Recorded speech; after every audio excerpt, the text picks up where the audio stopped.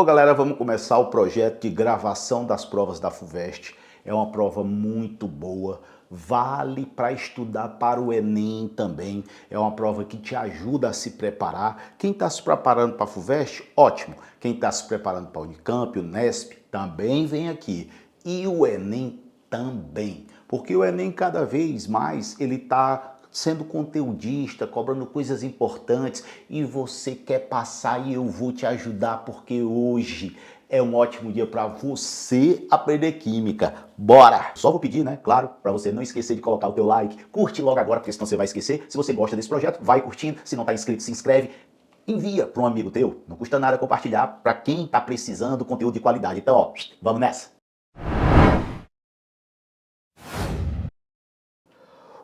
Primeira questão. O processo de mumificação usado pelos egípcios começava com a retirada dos órgãos, beleza? Então começava com a retirada dos órgãos, que é o que nós temos aqui que ele fala, e desidratação do corpo utilizando uma mistura natural, obtida no leito de lagos. São sais, olhem como é importante ler, solúveis de sódio, como o carbonato, o hidrogênio carbonato, o cloreto e o sulfato. Após a desidratação, o corpo era preenchido com uma mistura de serragem, para ocupar espaço, né? Ervas aromáticas, para dar um cheiro agradável, canela, cássia, mirra e até mesmo cebola, que por conterem álcoois e aldeídos, com propriedades antimicrobianas, dificultam a decomposição do corpo. Por isso, o corpo era envolvido em um tecido embebido em resinas insolúveis em água. Se essas resinas elas são insolúveis em água, significa que elas devem ser apolares, né? Porque semelhante dissolve semelhante, polar com polar, apolar com apolar. Sempre lembrando, quando uma coisa tem afinidade pela água, ela é hidrofílica. Se ela não tem afinidade, ela é hidrofóbica. Filos, afinidade, fobia, medo. Então, se uma coisa é hidrofóbica, ela tem medo da água. E o contrário seria lipofílica ou lipofóbica, que é gordura. A gordura é apolar. Será que eu tenho afinidade ou eu não tenho nenhuma afinidade pela gordura? Como o betume ou então o óleo de cedro, que depois de seco formava uma camada impermeabilizante, impedia que a água entrasse justamente porque ele não é hidrossolúvel, ou seja, não tem afinidade com a água. A partir dessas informações, assinale a alternativa correta. E vamos ler com cuidado, com atenção, para que você possa desfrutar e com certeza fazer a melhor resolução possível. Os sais de sódio mencionados por serem hidrofílicos, até aqui está ok. Porque se ele falou que esses sais eram solúveis, eles são hidrofílicos, eles têm afinidade pela água. Ele diz que repelem a água, aí não, né? Se ele é hidrofílico, se ele tem afinidade pela água, ele atrai a água. Então esse item aqui, falso. Item 2, propanona e hexano são exemplos de álcoois e aldeídos. Então isso aqui pega um pouquinho de nomenclatura básica da química orgânica. Lembrem que um álcool ele tem que terminar em ol e um aldeído tem que terminar em al.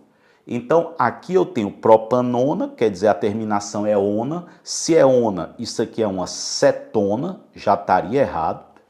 E hexano, a terminação é o aqui, que indica que eu tenho um hidrocarboneto. Só tem carbonos e hidrogênios. Hidrocarboneto. Beleza. Então, falso o item B. Item C. Assim como o betume e o óleo de cedro, qualquer outro composto orgânico serviria como impermeabilizante. Também não, né, gente? Porque aqui ele abre demais o leque, ó. Qualquer outro composto orgânico. Vejam que o corpo era envolvido em um tecido, ele era embebido. Então essa resina ela tem que ser líquida. Tem alguns compostos orgânicos que são gasosos, tem compostos orgânicos que são sólidos. Então eu não conseguiria fazer esse processo com qualquer composto orgânico. A gente pensa metano, butano, aí a gente pensa nos polímeros maiores, então não seria possível. Fora, porque aqui ele abriu demais o leque. Letra D. Todo sal iônico poderia ser utilizado em substituição dos sais de sódio. Percebam que ele deu uma dica super importante no texto. Ele disse assim, ó, os sais têm que ser solúveis. E aqui ele diz que todo sal iônico poderia ser usado. Não, para ser usado teria que ser um sal solúvel. E tem vários sais que são iônicos, porque os sais eles são iônicos, mas que são insolúveis. Como tem sais insolúveis, eu não posso afirmar isso por hipótese alguma. E por último, ele fala o seguinte, a impermeabilidade conferida pelas resinas se deve às suas características apolares ou muito pouco polares. Aí, verdade, ela ficou impermeável porque ela não vai atrair a água, ela não vai deixar passar a água. Então, ali eu confiro alguma coisa que não vai atrair essa umidade e a conservação ela vai ser mais fácil. Então, percebam que às vezes o enunciado ele ajuda pra caramba, seja qual for a prova que você for fazer. Então, ó, confiança em você, porque sim, a gente consegue e tamo junto. Questão de número 2 vai nos fazer lembrar os modelos atômicos e sempre é bom estar revendo, porque quando cai tem gente que esquece, então não é nisso que nós vamos vacilar. Então, prestar atenção com muita calma para a gente relembrar Dalton, Thomson, Rutherford, Bohr, o que é que tem de mais importante em cada um. Olhem só, a figura a seguir apresenta a evolução dos modelos atômicos desde o primeiro, proposto por Dalton em 1803, até o de Bohr, proposto em 1913. Galera, tem umas divergências de datas, tem alguns autores que colocam que o modelo de Dalton, o primeiro, é em 1808. Mas o que é importante vocês lembrarem é sempre, para Dalton, o átomo era uma bola maciça, indivisível, então ó, maciça, indivisível, era a menor porção da matéria. Então a gente pode dizer que é a história da bola de bilhar, maciço e indivisível. Passaram-se quase 100 anos. Olhem a diferença, 1803 para 1904.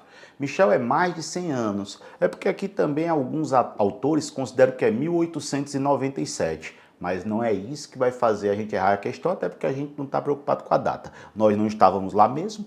Então, ó, olhando para cá e vendo o seguinte, o que é que aconteceu para que surgisse o modelo de Thomson? Então, o que houve foi a descoberta do elétron. Como houve a descoberta do elétron, esse elétron ele tinha que ser encaixado naquele átomo original, que era aquela bola. Então agora eu vou ter uma bola maciça e os elétrons eles vão estar incrustados, inseridos, socados, metidos ali. Então quer dizer que eles estão enfiados, a paradinha está enfiada aí. E isso daqui é a história do pudim de passas. Agora vejam que o átomo ele já é divisível, ou seja, ele já apresenta os elétrons que foram, né, descobertos naquela ampola de Crookes. Beleza? Depois, com o advento dos estudos da radioatividade feita por Becquerel e o casal Curie, então aí nós temos o modelo de Rutherford, que é o modelo do sistema solar, que dizia que eu tenho um núcleo e eu tenho os elétrons ao redor desse núcleo. A gente pode dizer, né, que é o modelo do sistema planetário. Então eu tenho ali um núcleo e eu tenho os elétrons orbitando ali ao redor.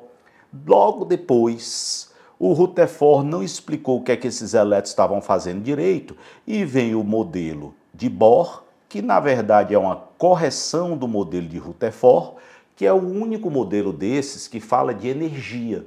Toda vida que nós ouvirmos energia quantizada, quer dizer o quê? Que o elétron ele se movimenta na órbita com a quantidade de energia fixa.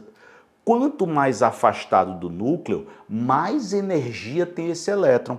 Então, se o átomo ele tiver duas camadas, Para que esse elétron salte para uma camada mais externa, ele tem que absorver energia. E quando ele volta para a camada mais interna, ele libera energia obrigatoriamente na forma de luz. Então, quando você ouve falar liberação de luz por um processo fotoquímico, então aí a gente vai ter o quê?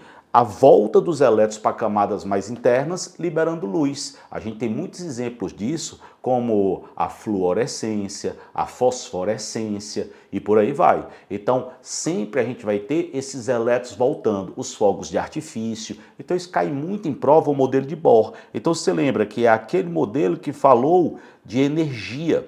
Modelo de Rutherford é aquele que separou um núcleo dos elétrons, modelo do sistema solar. Ele fez aquela experiência de bombardear uma fina lâmina de ouro com as partículas alfa para ver se elas passavam ou se elas voltavam. E daí ele concluiu esse modelo que corrigiu o modelo de Thomson, né? Que estava errado. Por coincidência, o Thomson, inclusive, era professor do Rutherford, deve ter rolado uma treta grande ali. Mas foi isso aqui que aconteceu. Sobre os 4 modelos apresentados, é correto afirmar: todos os modelos previram a presença de cargas positivas. Já podemos parar. Isso daqui, um núcleo, só foi previsto a partir de Rutherford.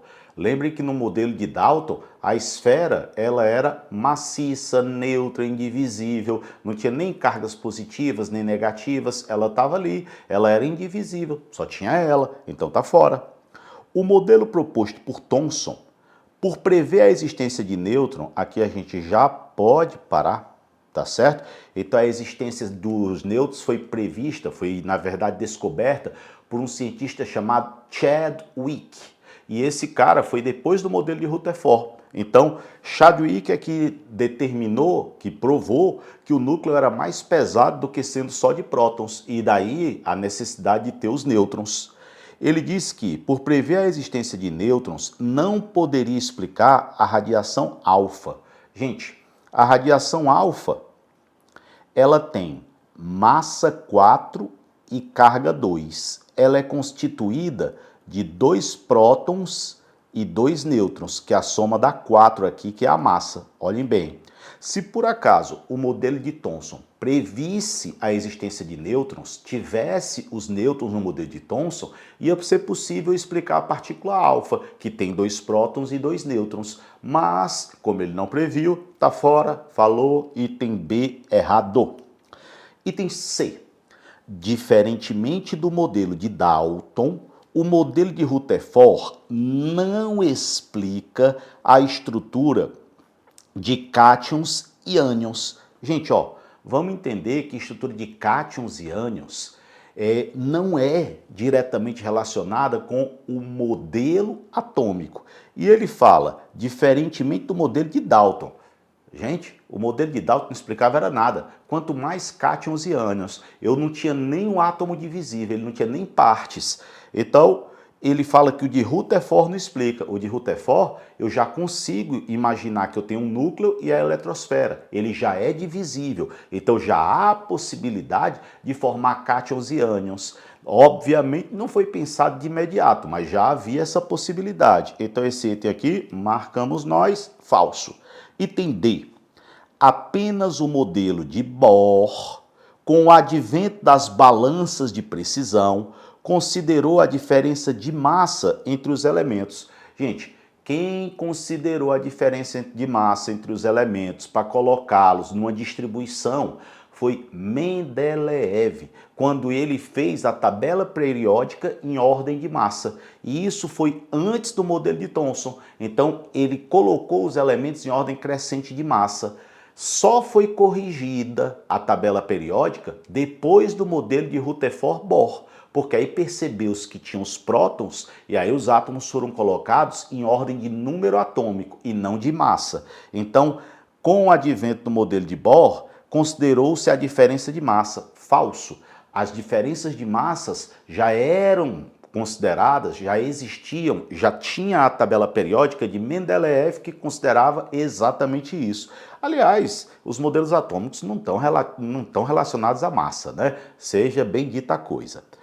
E letra E. os elementos radioativos não poderiam ser explicados pelo modelo de Dalton, com certeza, porque elementos radioativos são aqueles que emitem partículas. Como é que eu emito partícula se eu sou indivisível? Se eu sou indivisível, eu não posso emitir partícula. Como o modelo de Dalton diz que eu sou indivisível, então tá resolvida a parada, marcamos, ó, tamo junto, vamos para outra. Questãozinha agora de importantíssima leitura, então ter muito cuidado e muita atenção. Baterias de íon lítio armazenam energia por meio de um processo de intercalação iônica, no qual os íons lítio penetram e se acomodam entre as camadas de grafite no ânodo da bateria. A quantidade de energia armazenada é diretamente proporcional, ao número de íons lítios que são intercalados no íon ou no ânodo. Quer dizer que quanto mais lítio eu tiver ali, quanto mais íons lítios eu tiver, com certeza maior vai ser a quantidade de energia armazenada. E ele diz que, entre outros aspectos, é limitado pelo espaço disponível para a sua alocação. Poxa, se eu tiver um grande espaço para colocar lítio, então eu vou ter um grande armazenamento. Se eu tenho um pequeno espaço, eu vou ter um pequeno armazenamento. Então está de boa. Uma recente inovação tecnológica em baterias é a substituição do lítio pelo sódio, formando baterias de íon sódio. O mecanismo de funcionamento se baseia no processo de intercalação, com a vantagem que o sódio é mais abundante do que o lítio, consequentemente mais barato, né, gente? Considere que a única diferença entre as baterias que têm a mesma massa, então as duas baterias têm a mesma massa e têm o mesmo volume, seja o íon utilizado, o sódio e o lítio, e que a densidade de energia é a quantidade de energia armazenada por unidade de massa e volume, é correto afirmar que a densidade de energia de uma bateria íon sódio é. Gente, olhem só. A densidade de energia é a quantidade de energia armazenada. E a gente destacou que a quantidade de energia armazenada é proporcional ao número de íons. E que a quantidade de íons que eu tenho lá depende do espaço. Então, se o espaço é o mesmo, porque ele disse que o volume é o mesmo, eu vou ter mais íons daquele que for menor. Quanto menor o íon, mais vai caber. Então, mais eu vou conseguir armazenar energia. Então, entre o Na+ e o Li+, aquele que for menor vai caber mais, então vai armazenar mais energia. Beleza. Outra coisa importante, se a massa das duas é a mesma, eu tenho, sei lá, 100 gramas, aquele átomo que for mais leve, dentro daqueles 100 gramas, vai ter mais unidades do que aquele átomo mais pesado. Se o lítio pesa 7 e o sódio pesa 23, então, como o lítio tem uma massa menor, eu preciso de mais lítios para completar 100 gramas. Então, de novo, a quantidade de sódio é menor. A quantidade de sódio é menor porque a massa dele é maior. Então, para atingir a massa da bateria, eu vou precisar de menos sódio para chegar lá. E também o sódio ele é maior. Agora, vamos ver por que o sódio ele é maior. Ele dá as seguintes informações. Considerando, né, que a única diferença a gente acabou de ver, é correto afirmar que, gente, olha a distribuição eletrônica do lítio e olhem a distribuição eletrônica do sódio. Só que eu tenho íon lítio e íon sódio. Nós sabemos que os cátions, os íons positivos, eles perdem elétron. Se esse lítio perder um elétron, quando eu olho para a distribuição, um S2, 2S1, ele perde. Então ele fica com apenas uma camada. Se o sódio perder um elétron, tá aqui, ó, 3S1, ele vai ficar com duas camadas. Se o sódio está com duas camadas, eu posso dizer que o raio do sódio é maior do que o raio do lítio. Ele tem duas camadas, o lítio só tem uma. Então, o Na+ é maior do que o Li+. Portanto, se o lítio é pequenininho, cabe mais lítio lá dentro do que sódio. Beleza. Aí ele diz que a massa do lítio é 7 e a massa, quer dizer que a massa do lítio é sódio. A massa do lítio é 7 e a massa do sódio é 23. É aquela história, como a massa das duas baterias é a mesma, eu tenho que chegar no mesmo valor, vai caber mais lítio, né? Porque se o lítio ele é mais leve, eu preciso de mais átomos de lítio para chegar até aqueles 100 gramas hipotéticos. Se for 100 gramas de sódio, eu preciso menos átomos de sódio para chegar lá. Aí ele começa. Eu posso afirmar que a densidade de energia de uma bateria é maior do que, se for a de sódio, né? Maior do que a de íon lítio. Já podemos cortar. Por que já podemos cortar? Porque a densidade de carga, a energia armazenada vai ser menor, porque o íon sódio é maior. E ele diz, ó, pois o sódio tem maior massa e menor raio, ele não tem menor raio. A gente viu que o sódio tem maior raio, porque ele tem duas camadas. Se você não conseguisse detectar pela primeira parte, você matava pela segunda parte. Depois ele fala, do íon sódio é menor do que do íon lítio, pois o sódio tem maior massa e maior raio iônico. Exatamente. Se o sódio tem maior massa, eu preciso de menos íons. E se o sódio tem maior raio, não cabem tantos sódios lá. Então, letra B é nossa resposta. Mas por que os outros itens estão errados, né? Se nós observarmos, ele diz que o íon sódio, a densidade de carga, é maior do que a do lítio. A gente já viu que é menor, por dois motivos. Porque o sódio é maior e é mais pesado. Aí ele disse que o sódio tem menor massa, tá errado, era só olhar que o sódio pesa 23, isso é uma informação que tem no enunciado. E letra D, é menor do que íon lítio, pois o sódio tem menor massa. Gente, só olhar para o enunciado, o sódio pesa 23. Então vejam como a gente, às vezes, mesmo não sabendo, vai eliminando. É uma outra forma de ir respondendo. E ele disse que é igual. Gente, não é igual, né? Pois ambos são íon monovalente, os dois são íons monovalentes, isso é verdade, quer dizer que tem apenas uma carga, mas a gente viu que pelas características, a quantidade de lítio que eu consigo colocar, por ele ser menor e mais leve, é maior do que a quantidade de sódio. Então, ó, questão boa, uma questão basicamente interpretativa, né? Não tem nem tanta química, tem muita leitura e muita atenção, que é o que vocês vão ter aqui comigo, tá? Então, ó, tamo junto. Na zona sul de São Paulo, olhem que bacana, nessa questão 4, há uma esquina formada pelas ruas Cloreto de Sódio e Relíquia do Oceano. Cloreto de sódio, o velho sal de cozinha, cruzando com a Relíquia do Oceano, tudo a ver a parada.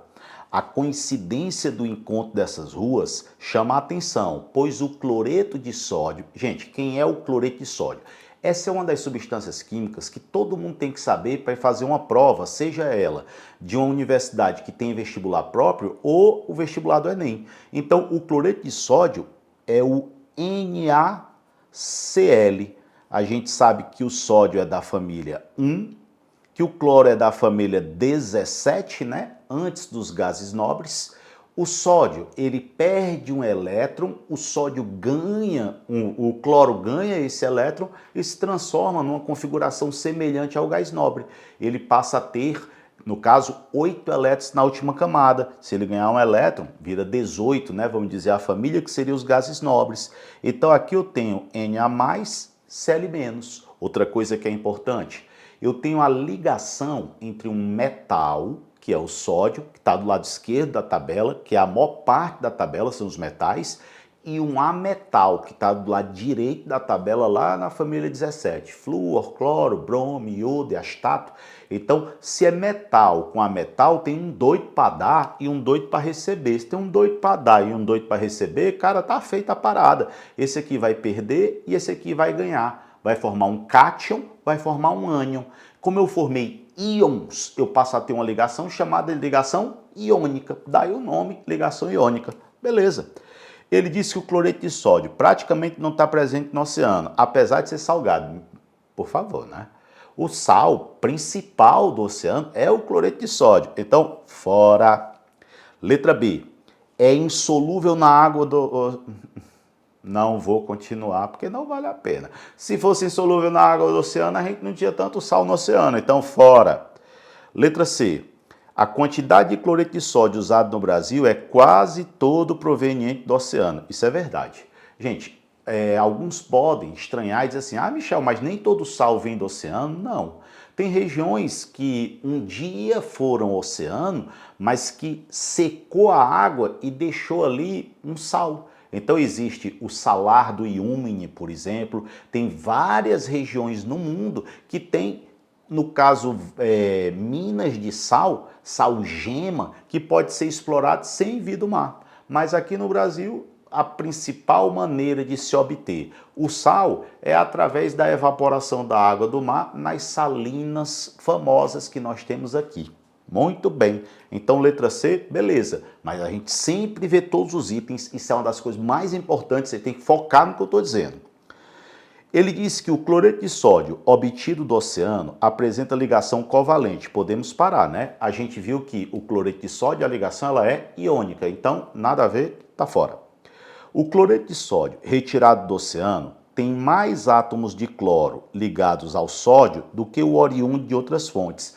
Gente, cada substância tem uma única fórmula. Eu não posso ter duas fórmulas para a mesma substância. Isso é uma das características de uma substância química. Ela tem composição definida. Se ela tem composição definida, cloreto de sódio sempre vai ser Na+, Cl-. Então sempre vai ser NaCl, proporção de 1:1. Não interessa se ele vem ali do salar do Uyuni, se ele é um sal rosa do Himalaia, se ele é um sal preto sei lá de onde, não interessa de onde ele vem, nem a cor, nem o que é. Se for NaCl, é 1:1 Na+, Cl-. É grande característica de toda substância.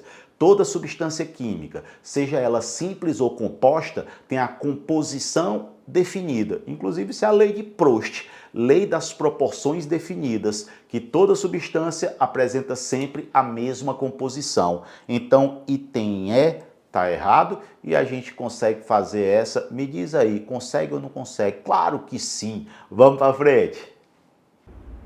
Em países frios, é comum o uso de pequenos aquecedores de mãos, normalmente descartáveis, que podem ser colocados dentro de luvas. Gente, uma das possibilidades é colocar o magnésio para reagir com água. Aí esse processo, essa reação ela é isotérmica, libera calor e aquece a mão. Beleza. Aí ele diz que uma alternativa mais sustentável é o aquecedor de mão reutilizável, que é constituído de uma solução supersaturada de acetato de sódio, armazenada em um reservatório maleável, conforme mostrado na figura a seguir. Quem já pegou nesse material, nesse saquinho que vocês têm aí, deixa eu ver como é que ele chamou essa parada, esse reservatório maleável, é um saco na verdade. Dentro tem uma peça metálica, mais ou menos do tamanho de uma moeda, que você aperta e você percebe que o sal começa a precipitar, começa a haver a formação da substância sólida. Aquele sal que estava dissolvido, a solução é supersaturada, significa dizer que ela tinha mais sal dissolvido do que ela aguentava. E quando você promove essa agitação, você ali mexe com a solução supersaturada e vai haver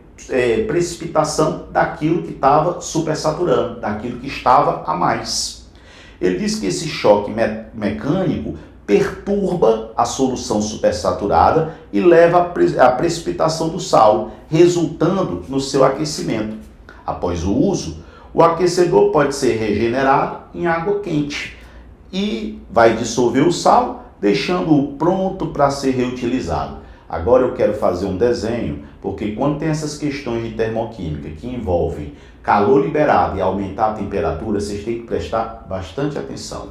Então, olha só, imaginem que eu tenha esse recipiente maleável que ele falou aí, essa bolsa aí.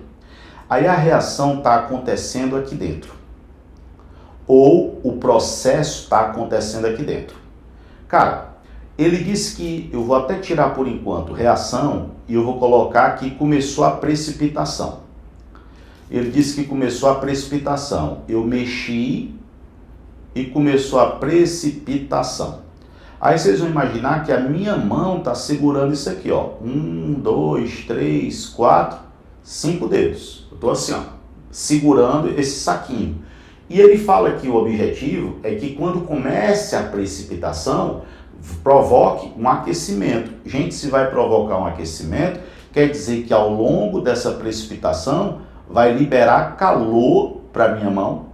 Se vai liberar calor para minha mão, vai provocar aumento de temperatura. Então, à medida que vai precipitando, vai liberando calor. Se vai liberando calor, vai aumentando a temperatura. É isso que acontece quando ele faz essa perturbação.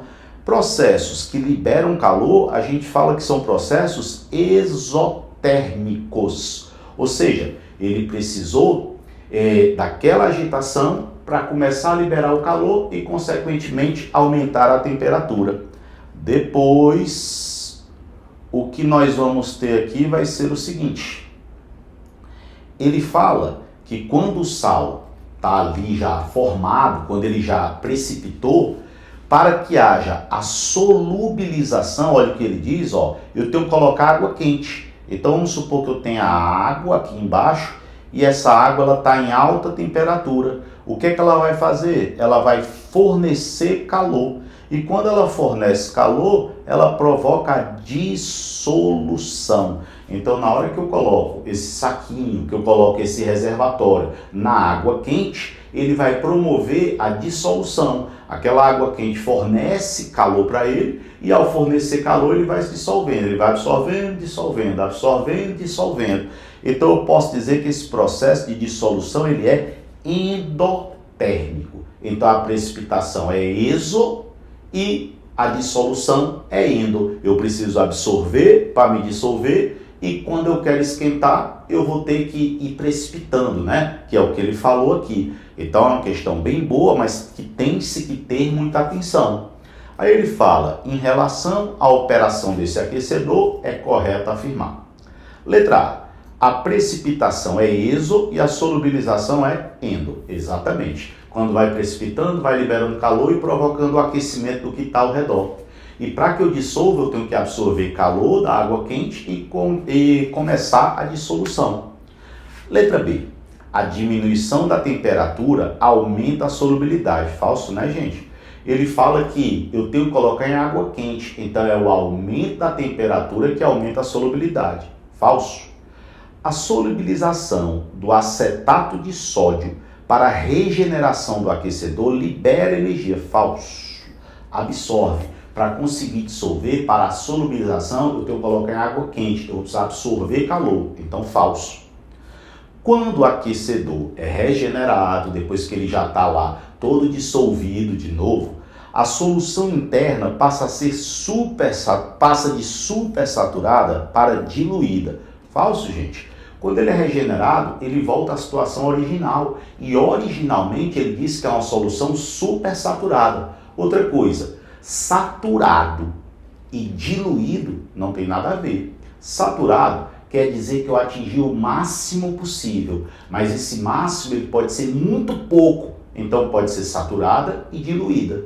E esse máximo pode ser muito, quer dizer, pode ser saturada e concentrada. Então esses termos, saturado e diluído, eles não conversam diretamente. Eu não posso dizer que se está saturado, está diluído, ou se está saturado, está concentrado. Não, eu posso ter saturado diluído, ou eu posso ter saturado concentrado. Então, ó, fora. E a gente ainda pegou uma dica boa aí, ó, guardando, hein, as infos.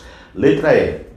A concentração do acetato de sódio na solução dentro do reservatório não muda durante a regeneração. À medida que vai regenerando, a solução vai ficando supersaturada. Se ela vai ficando supersaturada, eu vou dissolvendo mais soluto do que o que é possível. Se eu estou dissolvendo cada vez mais soluto, significa dizer que essa concentração ela vai aumentando, né? Então, à medida que eu vou regenerando, aquele soluto ele começa a se dissolver no solvente para formar a solução supersaturada e aí eu vou aumentando a concentração. Ele diz aqui que a concentração não muda. Falso. Muda porque ela vai aumentando.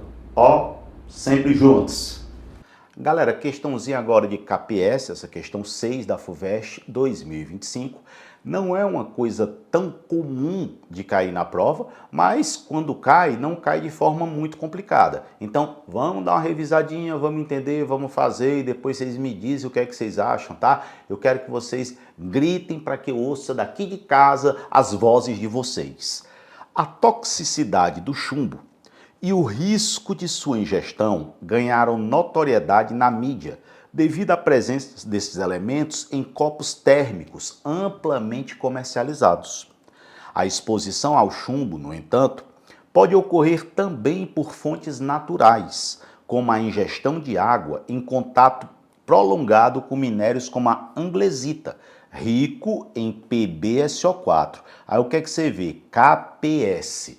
Esse K maiúsculo é uma constante de equilíbrio, que pode ser Kc, constante das concentrações, Kp, constante das pressões, Ka, constante do ácido, Kb, constante da base, KH, que tem que ser dito bem separado para não dar problema, KH, que é a constante de hidrólise, Kw, que é a constante da água, e KPS, que é a constante do produto de solubilidade.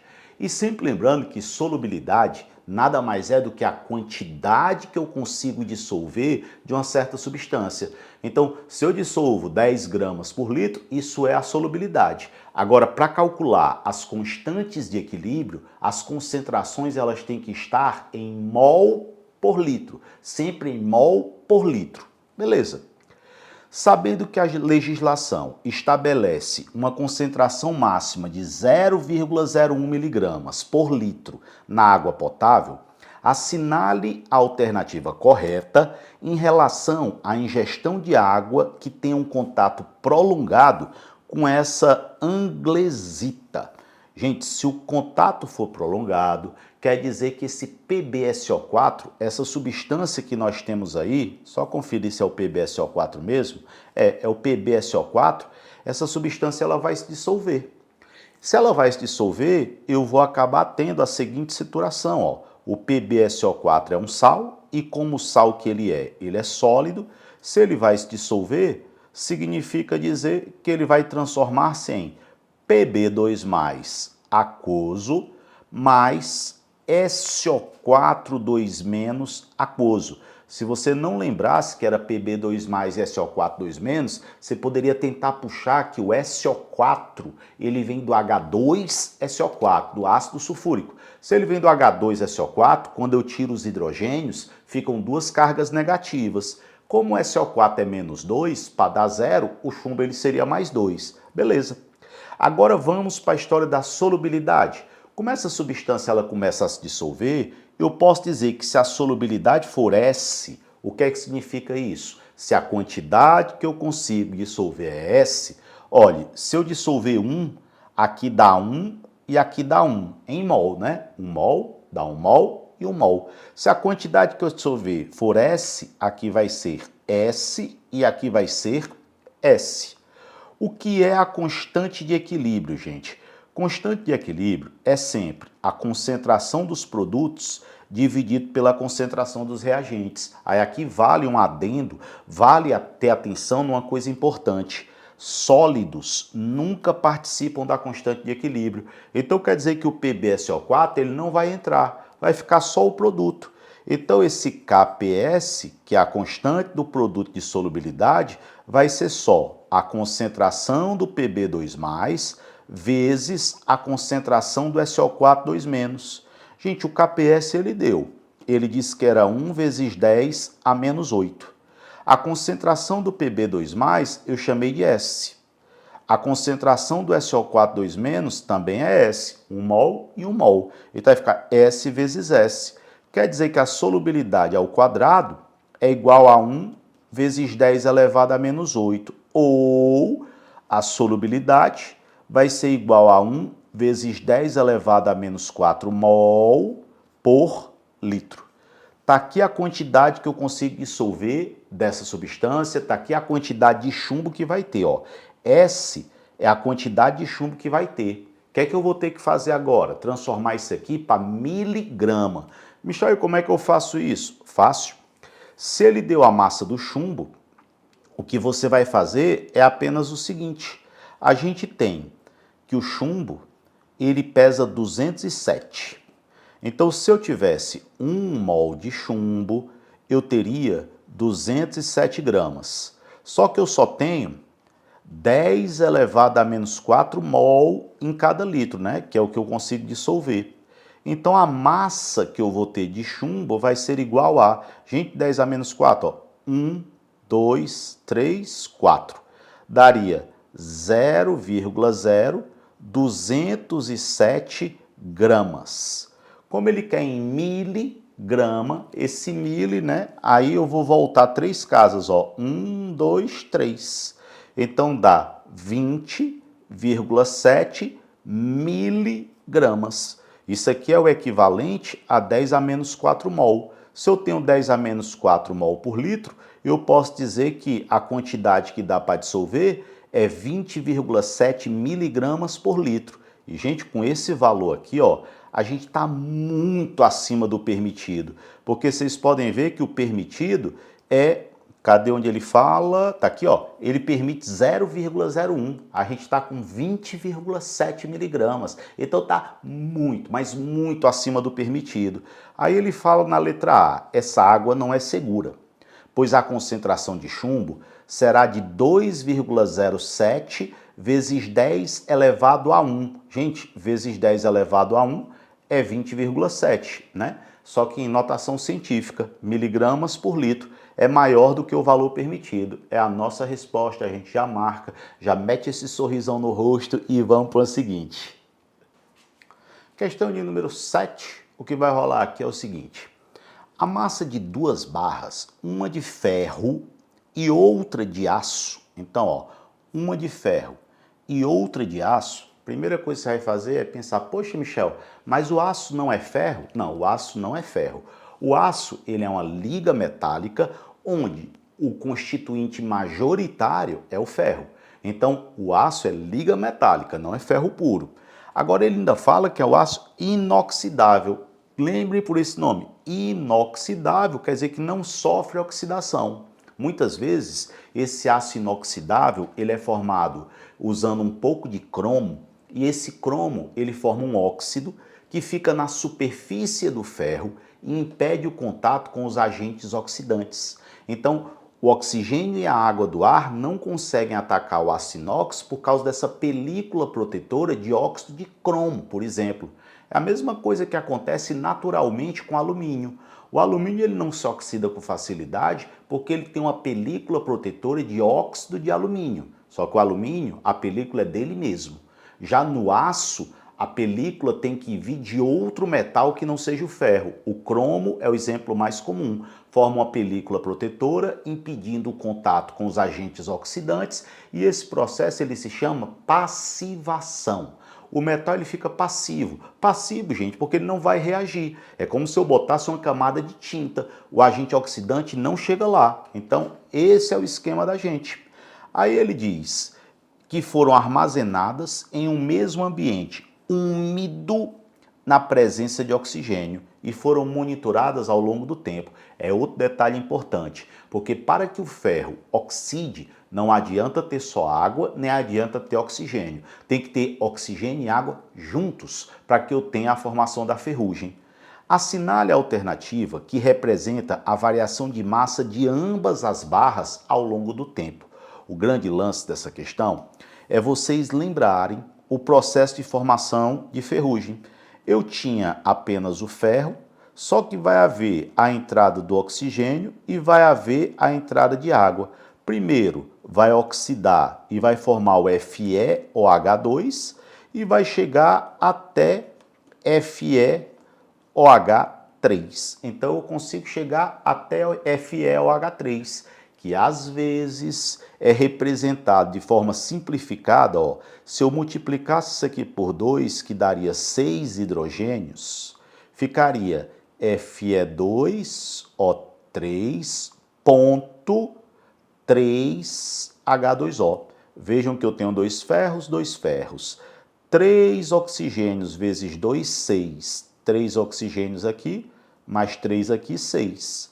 Hidrogênios, 3 vezes 2, 6. 3 vezes 2, 6. Então isso aqui é uma representação mais simplificada da ferrugem. Mas a real, o que você tinha que saber é, o aço inoxidável não vai se oxidar, porque ele é inoxidável. Então a massa vai permanecer constante. Já o ferro vai se oxidar. E com a oxidação do ferro, eu tenho entrada de oxigênio e água. Pô, se eu tenho entrada de oxigênio e água, quer dizer que essa massa vai aumentando. Era só ferro, agora é ferro, oxigênio e água. Se você teve esse raciocínio, letra L diz que o ferro fica constante. Falso.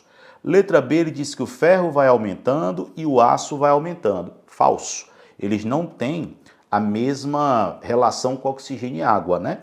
Letra C, ele diz que o ferro vai diminuindo. Falso. Letra D, o ferro vai aumentando e o aço fica constante. Essa é a nossa. Tamo junto. Vamos para outra. A utilização de matrizes energéticas limpas, isso aqui na questão 8, né, gente? Está sendo muito cobrada essa história dessas matrizes energéticas limpas. E aqui nós temos os tipos de hidrogênio, o hidrogênio verde, o hidrogênio azul, mas nós temos o álcool, que é um biocombustível que também é considerado uma forma, ou seja, um combustível bem mais limpo. Aí ele diz, tais como aquelas que não aumentam a concentração de CO2 na atmosfera, é essencial para evitar a escalada das alterações climáticas causadas pelo efeito estufa. Considere a proposta apresentada na figura a seguir para a produção de uma matriz energética limpa. Então veja o que é que acontece. A indústria queima o combustível, libera o CO2 é absorvido no NaOH, é transformado em Na2CO3, então eu captei o CO2, eu tirei o CO2 do ar. Depois, você vai pegar o Na2CO3 formado, vai reagir com o hidrogênio, tá aqui, ó, e vai levar à formação do CH4, que vai ser engarrafado. O metano, ele é um combustível muito bom. Então o que é que você está fazendo? Está tirando o CO2 e no final ainda está produzindo um combustível. Eu estou sequestrando aquele CO2. Mas, Michel, quando eu queimar o metano, vai produzir CO2 de novo. Então fecha o ciclo, porque libera CO2, capta o CO2, vira metano. Libera CO2, capta o CO2, vira metano. É a mesma coisa do álcool. Se a gente pensar, o álcool, ele vem da cana, você extrai o álcool é queimado, libera o CO2, aí a planta vai e absorve na fotossíntese. Então libera, absorve, é um sistema cíclico e com isso a gente tem uma diminuição da incidência de gases estufa, né? Essa é a realidade. Aí ele diz, item 1, capturar o CO2 atmosférico utilizando NaOH para formar o Na2CO3. Item 2, tratar essa solução na presença de um catalisador com hidrogênio, oriundo de fontes renováveis, para gerar o CH4, um gás combustível. Então ele diz o que é que aconteceu e ele diz que o hidrogênio está vindo aí de fontes renováveis. Então a gente tem um hidrogênio verde por aí, né? Com base nessas informações e em seus conhecimentos, assinale a alternativa correta. Letra A. O catalisador participa da reação de produção do metano e se decompõe. Gente, participar, ele participa, mas ele participa baixando a energia de ativação. Lembrem que catalisador não é uma substância que não participa, ela participa, mas ela não é destruída. Ela é conservada. Então, do jeito que ela entra, ela sai. Então, ela não pode se decompor. Decompor quer dizer que ela vai se detonar, degradar, arrombar? Então, tá fora, né? Então, o catalisador, ele não é degradado. Ele realmente é usado, mas ele não é degradado. Ele participa sem ser destruído, sem ser consumido. Beleza. A combustão do metano não emite CO2. Falso, né, gente? Combustão de compostos orgânicos, a presença de carbono vai emitir CO2, então já está falso. A proposta não representa uma matriz limpa, pois a combustão de 1 mol do metano emite mais CO2 do que o que é utilizado para a sua síntese. Gente, se vocês pegarem 1 mol do metano e nós fizermos a combustão dele, vai haver a produção aqui de 1 mol do CO2 e água. Se a gente fizer um balanceamento, como são 4 hidrogênios, daria 4 hidrogênios, 2 oxigênios com 2, 4. Então percebam que a quantidade de metano que é produzida emite a mesma quantidade de CO2 que é consumida no início. Eu gasto 1 mol de CO2 e no final vira 1 mol de metano. 1 mol de metano vira 1 mol de CO2. Então é uma coisa cíclica, a proporção é 1 para 1. Então falso o item C. Letra D. A retirada do CO2 da atmosfera seria maior se a proposta de usar uma matriz energética limpa se resumisse unicamente em utilizar o hidrogênio como combustível. Gente, para eu retirar o CO2 e eu resumir, tá certo? Nessa primeira parte, ó, a retirada seria maior se a proposta de usar uma matriz energética limpa se resumisse em usar o hidrogênio como combustível. Poxa, eu até poderia pensar em usar o hidrogênio como combustível, mas para produzir o hidrogênio eu estou usando fontes alternativas, isso é bem verdade, mas eu não estou resolvendo o problema do CO2. Lembrem que aqui é para resolver, para capturar o CO2. Para capturar o CO2, o hidrogênio ele não vai ser usado como combustível, ele vai ser usado como reagente para produzir o metano. Então ele é um intermediário para chegar onde eu quero. Ele não é meu produto final. Lembrem que ele entra na segunda etapa. Então eu coloco ali o CO2 no NaOH, forma Na2CO3, que reage com o H2 e vai formar o metano. Então, meu produto final aqui é o metano. Esse hidrogênio, se ele fosse produzido dessa forma e usado como combustível, resolveria o problema da energia, mas não resolveria a retirada do CO2. Então, fora de questão. E por último, em relação ao ciclo do carbono, a proposta é semelhante ao do etanol como combustível veicular, que é aquilo que eu tinha comentado com vocês. Você capta o CO2, depois você libera.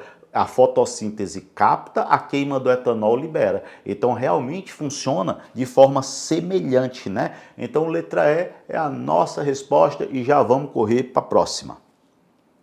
Alguns motores de foguetes espaciais usam metano como combustível e oxigênio como comburente. É o normal, inclusive, o oxigênio ser o comburente, né? O agente oxidante, aquela substância que vai oxidar o combustível, porque o combustível é uma substância que está reduzida, aí ela sofre oxidação, ela se oxida e libera energia para ser usada por aquilo que eu desejar.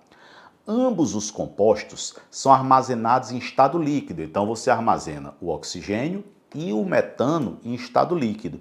Beleza, o que permite o seu armazenamento em maior quantidade do que se estivesse gasoso. Lembrem que o líquido ocupa bem menos espaço do que o gás, então com certeza se eu passar para a fase líquida fica top. Sabe-se que um foguete armazena um volume de oxigênio líquido 1,5 vezes maior do que o volume de metano líquido. Então quer dizer que o volume de oxigênio líquido é 1,5 vezes o volume de metano líquido. Essa é a primeira informação. E que ambos são completamente consumidos. Então os dois aqui, ó, eles são completamente consumidos. Outra informação muito importante, completamente consumidos. Nessas condições, é correto afirmar que a razão entre a densidade do metano líquido e a densidade do oxigênio líquido é igual a. Aí você diz, porra, agora eu não sei, tenho nem ideia. Vá com calma e leia o comando. O que é que ele quer? Que você diga qual é a razão entre a densidade do metano líquido e a densidade do oxigênio. O que é que vocês sabem? Densidade é a massa sobre o volume, dividido pela massa do oxigênio sobre o volume do oxigênio. Beleza? Aí você diz, Michel, mas como é que eu vou saber essas massas? Bom, como eu sei que a reação foi total, uma das possibilidades é que 1 mol tenha reagido com 2 mols.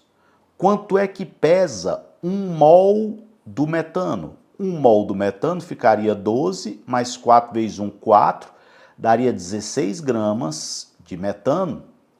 Reage totalmente com. Oxigênio é 16, o O2 é 32, 32 vezes 2 daria 64 gramas de oxigênio. Então, 1 mol de metano reage totalmente com 64 gramas. Essa é a proporção entre a massa que eu tenho de metano e a massa que eu tenho de oxigênio. Se eu substituir aqui, ficaria massa do metano, 16 gramas, volume do metano, VCH4, dividido por massa do oxigênio, 64 gramas. E o que é que eu sei? Que o volume de oxigênio é 1,5 vezes o volume do metano. Gente, se eu tenho uma divisão de duas frações, inverte a de baixo e multiplica. Então, se a gente prosseguir essa nossa ideia, o que a gente vai ter aqui é o seguinte, ficaria 16 vezes, aliás, 16 gramas dividido pelo volume de CH4 vezes 1,5 vezes o volume de CH4 dividido por 64. Vai cortar esse com esse, vai cortar o 16 com 64, aqui vai dar 1 e aqui vai dar 4. Então eu posso dizer que esse valor aqui vai ser 1,5 dividido por 4. 1,5 dividido por 4, se fosse dividido por 2, daria 0,75. 0,75 dividido por 2 é 0,375. Então isso aqui daria igual a 0,375. E é adimensional, não tem unidade, porque se a densidade é em grama por ml ou em grama por litro e a outra também é em grama por ml ou por litro, vai cortar a unidade da densidade com a densidade. Então, resposta 0,375, letra B. Essa questão ela não é fácil, né? Essa questão ela precisava de um raciocínio fora da caixa. Então, precisava que nós tivéssemos bastante cuidado e muita atenção. Beijos! Vamos para outra. Agora vamos para uma questãozinha de reações orgânicas misturado com estequiometria, que eu achei que foi uma questão bem feita, mas longe de ser fácil. Olhem só. A reação do antibiótico sulfanilamida com halogênios leva a uma reação de substituição com o halogênio. Se é substituição, você vai tirar o elemento e colocar esse elemento no lugar de quem ele está substituindo, né? É uma troca. Em duas posições distintas do anel aromático, como representado na equação não balanceada a seguir. Beleza. Em um experimento, 1 litro de uma solução de pH 5 reagiu com bromo em excesso, então tinha muito bromo, e obteve-se um pH igual a 4 após a reação total. Considerando que o volume manteve-se inalterado, que o volume é o mesmo, quantos mols de sulfanilamida reagiram com o bromo? Aí você vai dizer, pô, Michel, não sei nem por onde começar. Calma. Primeira coisa é, que reação é essa? Percebam que aqui eu tenho um hidrogênio e do outro lado virou bromo. Então esse bromo, que é Br2, que é Br ligado com Br, o bromo vai para o lugar do hidrogênio e o hidrogênio vai para o lugar do bromo. Isso é uma substituição. Então eu tenho aí uma halogenação de um anel aromático. Beleza, então o bromo entrou, o hidrogênio saiu. Quer dizer que houve a formação do HBr, né? O hidrogênio entra no lugar do bromo, só que entra também um bromo do outro lado. Então esse outro hidrogênio aqui, ó, ele também, o bromo vai lá, tira e ele entra no lugar do bromo. Então eu vou precisar 2Br2, eu vou precisar de outro Br-Br, para esse hidrogênio ir para o lugar do bromo e o bromo ir para o lugar dele. Então vai produzir 2HBr. Eu posso dizer que a cada 1 mol da sulfonilamida, eu vou ter 2 mols do HBr. E a gente sabe que o HBr, gente, ele se transforma em H+, e se transforma em Br-. Então, se eu tiver um HBr, eu tenho um H+, e eu tenho um Br-. Se eu tenho 2 HBr, eu vou ter 2 H+, e 2 Br-. Então, eu posso colocar que a cada 1 mol da sulfonilamida, eu vou ter 2 mols de H+. Michel, por que tu está indo atrás do H+? Porque ele deu o valor do pH. E o que é que nós sabemos, até de forma bem rápida? que se o pH no início era igual a 5, significa dizer que a concentração de H+, ela era 10 elevado a menos 5 mol por litro. Bacana. Se o pH no final é igual a 4, quer dizer que a concentração de H+ no final é 10 elevado a menos 4 mol por litro. Agora percebam a seguinte coisa. Eu tenho exatamente 1 litro. Então eu posso dizer que no início a quantidade de H+ é 10 a menos 5 mol. No final, a quantidade de H+, como continua 1 litro, é 10 elevado a menos 4 mol. Gente, 10 elevado a menos 4 é a mesma coisa que 10 vezes 10 elevado a menos 5 mol de H+. O que quer dizer o quê? Poxa, eu tinha 1 vezes 10 a menos 5 e no final eu tenho 10 vezes 10 a menos 5. Se eu tinha 1 vezes 10 a menos 5 e no final tenho 10 vezes 10 a menos 5, houve um aumento do H+. Então, quanto foi a variação do H+? Vai ser quantidade final, que é 10 vezes 10 a menos 5 mol, menos a quantidade inicial, que é 1 vezes 10 a menos 5 mol, que daria 9 vezes 10 a menos 5 mol. Essa é a variação do H+, essa é a quantidade de H+ que foi adicionada, que aumentou. Mas ele perguntou quanto é que reagiu de sulfonilamida. Se ele quer saber a quantidade que reage de sulfonilamida, o teu raciocínio vai ser, para cada 2 mols de H+ que são gerados, que são produzidos, eu tenho a reação de 1 mol de sulfonilamida. Como a quantidade de H+ gerada foi 9 vezes 10 a menos 5 mol, eu posso dizer que a quantidade de sulfonilamida foi N, onde esse N daria 9 e aqui daria 2. 9 dividido por 2, 4,5 vezes 10 a menos 5 mol. Essa é a quantidade que eu precisaria de sulfonilamida para produzir esse H+, que provocou o aumento da acidez e a diminuição do pH. Agora, essa questão, sendo sincero, era uma questão difícil, tá? Mas, com calma, com tranquilidade, você consegue fazer. O que você precisa é ter confiança em você, porque se eu tenho, você tem que ter. Tamo junto? Texto para a próxima questão, aquele velho textão clássico aí da FUVEST, mas que não vai atrapalhar você não, ó. Vamos lá. Da moenda para a célula de combustível. Vamos analisar o que é que ele diz. Caldo de cana é usado para produzir energia elétrica. Pesquisadores do Instituto de Pesquisas Energéticas Nucleares, IPEN, órgão associado à USP, testaram o uso do caldo de cana para gerar energia elétrica em células a combustível. Então, o caldo de cana gera energia elétrica em célula a combustível. O processo dispensa a transformação do álcool em natura. Então, não vai haver necessidade da fermentação desse caldo. Muito bem. Que é feita em usinas de álcool, impedindo a formação de resíduos que são nocivos ao meio ambiente. Após o êxito dos experimentos em laboratório, os cientistas vão desenvolver a aplicação da técnica em escala industrial. A célula combustível tem o mesmo princípio, né, de funcionamento de uma pilha. Na verdade, a pilha nada mais é do que uma reação química que produz a energia elétrica. Uma célula de combustível vai ter o mesmo funcionamento. Ele diz que a diferença é que o combustível serve como reagente para gerar essa eletricidade. Bacana. Aí ele diz, no dispositivo que foi desenvolvido, a oxidação ocorre no ânodo, sempre, oxidação sempre é no ânodo, vogal, vogal, e a redução no cátodo, consoante, consoante. Sempre, isso aí não muda nunca.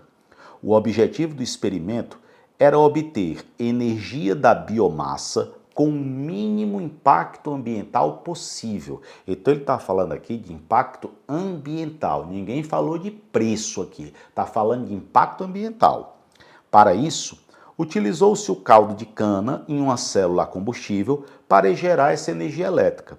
O uso do caldo de cana direto evita a formação da vinhaça. Então a vinhaça é uma coisa que eu não quero formar. Um resíduo que é ambientalmente perigoso decorrente da produção do etanol, contribuindo assim para a preservação do meio ambiente. Muito bem. De acordo com o texto, a pesquisa com caldo de cana apresentou resultados promissores em relação à sustentabilidade. Então, o comando está claro. É em relação à sustentabilidade. Qual é a vantagem ali de usar o caldo de cana? Muito bem. Letra A. O caldo in natura é obtido com facilidade, demandando somente a utilização das moendas, o que barateia o custo. Pode até baratear o custo, mas o objetivo não é esse. O objetivo não é ter um custo maior, menor, o objetivo é que seja mais sustentável. E ele está deixando claro que os resultados promissores em relação à sustentabilidade. Então, a resposta tem que versar sobre o que ele perguntou. Tem que ser alguma coisa que seja acerca da sustentabilidade, do aumento da sustentabilidade, da preservação do meio ambiente. Então, letra A, fora. Letra B. A energia elétrica proveniente da célula a combustível é considerada limpa, já que esse dispositivo dispensa o uso de pilhas. Gente, não é isso que acontece, né? Ele não dispensa o uso de pilhas, ele funciona como se fosse uma pilha. Ele disse que o descarte constitui um problema ambiental. Realmente, a pilha, ela produz um problema ambiental quando ela é descartada, mas não é por isso que essa célula é considerada limpa. Ela é considerada limpa porque deixa de produzir a vinhaça. Vinhaça essa que é um produto extremamente tóxico, extremamente agressivo, perigoso.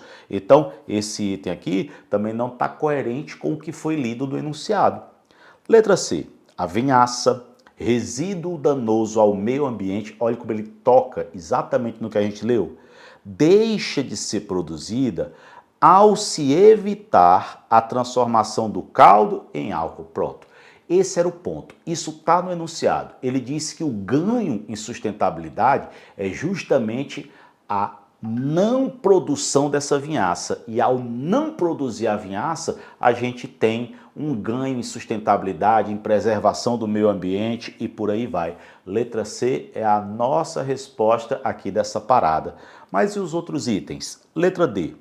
A célula a combustível se destaca pela economia energética gerada ao funcionar como uma pilha, reduzindo a quantidade de caldo de cana utilizada. Percebam que em nenhum momento foi dada a eficiência. Então a gente não sabe se ela é mais eficiente, menos eficiente do que quando vem a partir do álcool. Ela substitui sem produzir a vinhaça. Então o grande ganho é não ter a vinhaça. A gente não tem outros dados para fazer essa análise. Então estaria fora. E a letra E. O IPEM não produz o caldo de cana em escala industrial, o que diminui a produção de vinhaça. Gente, o que diminui a produção de vinhaça vai ser se ele produzir em escala industrial. Quanto mais for produzido do caldo de cana in natura, menos vinhaça, e for usado, né, claro, menos vinhaça vai ser produzida, porque a vinhaça só é produzida quando a cana ela vai ser fermentada, vai entrar naquele processo para a produção do álcool.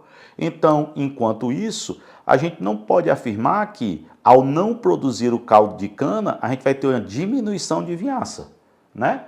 Ele não fala aí de quantidade industrial, e se eu produzisse em quantidade industrial, eu precisaria menos de álcool, consequentemente eu teria menos vinhaça. Então, fora, falso, tá? Então, cuidado, vejam como é uma questão de interpretação e que para de ter medo, tá? Para de ter medo porque vai dar certo para você. Então, ó, tamo junto. Galera, questão 12 da prova da FUVEST, última questão dessa prova, muito legal, inclusive. O cara diz o seguinte: um artigo publicado em 2018 na Revista Brasileira de Ensino de Física reporta um curioso estudo sobre pressão interna de foguetes de garrafa PET, propulsionados a partir da reação química entre ácido acético e bicarbonato de sódio. Beleza. Uma mistura de vinagre contém o ácido acético e o bicarbonato de sódio e que por meio de uma reação química vão produzir o CO2. E ele dá a reação aqui, vinagre mais o bicarbonato de sódio, né, bem simples, produz o CO2 que é um gás e esse gás ele vai fazer uma pressão. Bacana. A reação ocorre no interior de uma garrafa PET de 2 litros. Então a garrafa ela tem 2 litros. Bora lá, 2 litros. Esse é o volume útil total, é o volume total da garrafa PET, da qual foi retirado todo o ar.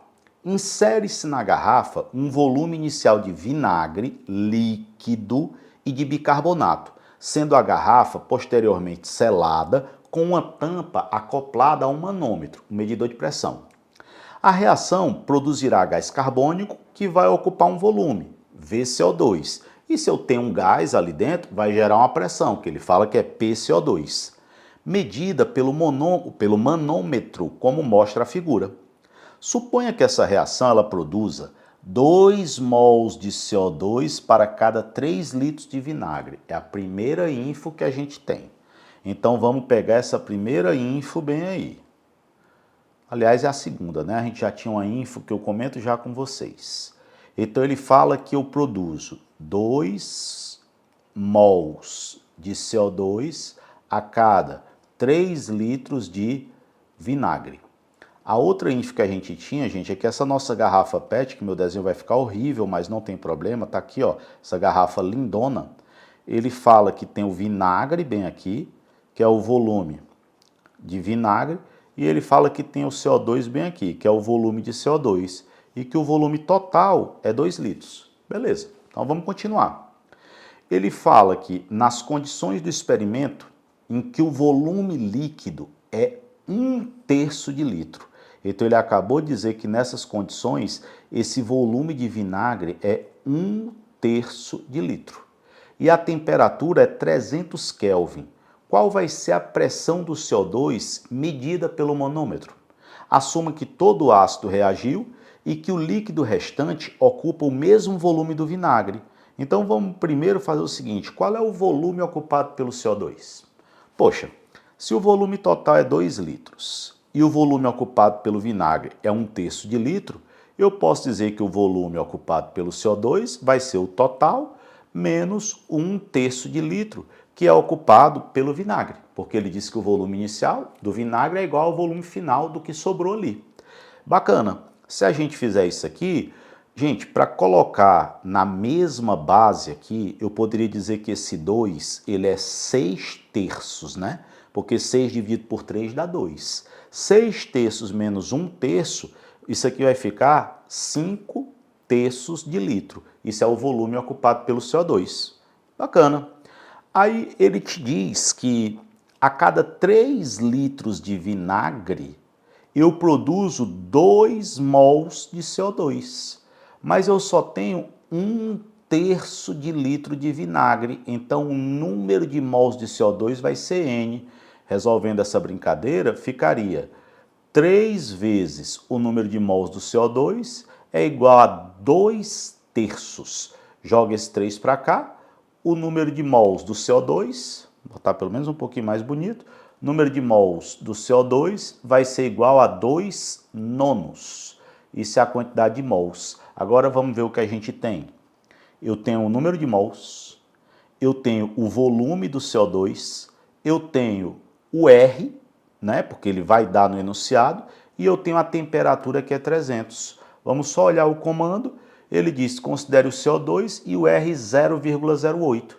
Se o R é 0,08, a gente já vai aplicar e a gente vai passar a ter a seguinte situação. Vai ficar PV é igual a nRT. Qual é a pressão feita pelo CO2? É o que eu quero. Qual é o volume ocupado pelo CO2? É 5/3 de litro. Vai ser igual, quantos mols eu tenho? Eu calculei que são 2 nonos, vezes o R, que é 0,082, mas ele pediu para ser considerado 0,08, vezes a temperatura, que é 300 Kelvin. Vamos dar algumas ajeitadas aqui. Eu corto esse 3 com esse 9 bem aqui, aqui daria 100 e aqui daria 3. 100 vezes 8, ó, 2 vezes o zero para cá, daria, se eu fizer essa multiplicação, 8, né? 100 vezes 0,08 e 2 vezes 8 dá 16. Esse 3 que está embaixo vai embora com esse 3, vai ficar 5 vezes a pressão do CO2 é igual a 8. Se eu tenho que 5 vezes a pressão, 8 vezes 2 aqui, então é igual a 16, para não ter perigo de vacilar, né? Não esquecer dos números, porque aí a gente vacila mesmo. A pressão do CO2 vai ser 16 dividido por 5. Se fosse 15 dividido por 5, que é um número menor, daria 3. Aí sobraria 1. 10 dividido por 5, 2. Então daria 3,2 atm. Essa questão ela é muito boa.